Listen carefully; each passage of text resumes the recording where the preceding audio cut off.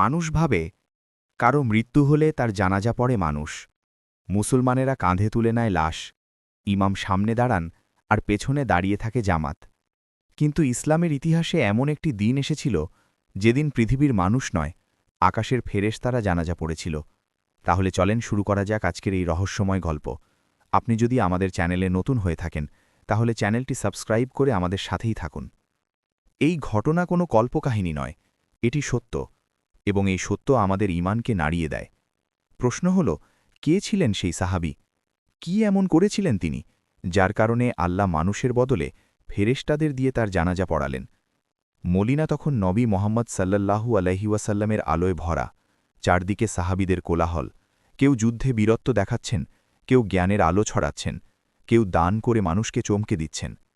এই ভিড়ের মাঝেই ছিলেন একজন মানুষ যাকে খুব কম মানুষ লক্ষ্য করত। তিনি জোরে কথা বলতেন না, নিজেকে সামনে আনতেন না, মসজিদের এক কোণে বসে ইবাদত করতেন, কারো প্রশংসা পছন্দ করতেন না। মানুষ জানত তিনি ভালো মানুষ, কিন্তু আসমান জানত তিনি কতটা মহান। তিনি ছিলেন সাদ ইবনে মুয়াজ রাদিয়াল্লাহু আনহু।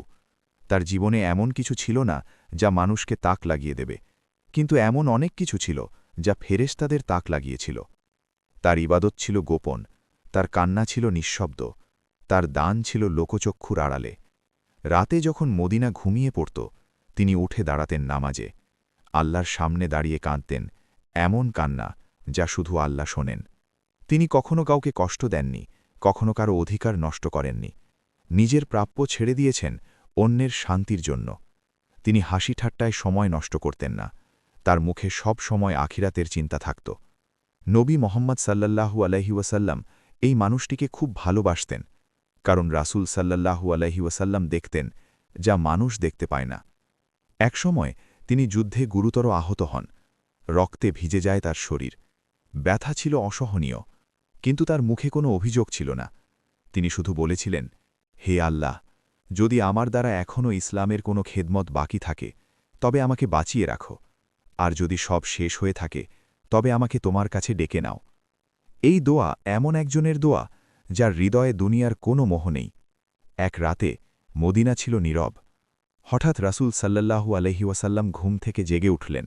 তিনি বললেন, এইমাত্র এমন একটি ঘটনা ঘটেছে যা তোমরা কল্পনাও করতে পারবে না। সাহাবীরা অবাক হয়ে তাকালেন। নবী সাল্লাল্লাহু আলাইহি ওয়াসাল্লাম বললেন, সাদ ইবনে মুয়াজ ইন্তেকাল করেছেন, আর তার জানাজার জন্য আকাশের ফেরেশতারা নেমে এসেছেন। এই কথা শুনে সাহাবীরা স্তব্ধ হয়ে গেলেন।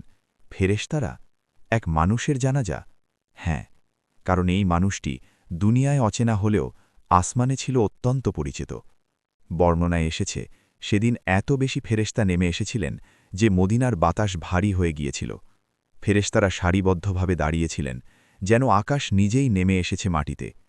মানুষ জানাজা পড়েছে, কিন্তু প্রকৃত জানাজা হচ্ছিল আসমানে। এটি ছিল আল্লাহর পক্ষ থেকে সম্মানের ঘোষণা। দাফনের সময় কেউ লক্ষ্য করলেন কবর কিছুটা শক্ত। মনে প্রশ্ন জাগল, এত মহান মানুষ, তবুও কবরের চাপ? রাসূল সাল্লাল্লাহু আলাইহি ওয়াসাল্লাম বললেন, কবরের চাপ থেকে কেউ পুরোপুরি মুক্ত নয়, কিন্তু সাদ রাদিয়াল্লাহু আনহুর জন্য তা ছিল খুব অল্প সময়ের। এই কথার ভেতরেই লুকিয়ে আছে শিক্ষা। মহান হওয়া মানে পরীক্ষামুক্ত হওয়া নয়, বরং পরীক্ষার মধ্যেও আল্লাহর প্রিয় হওয়া।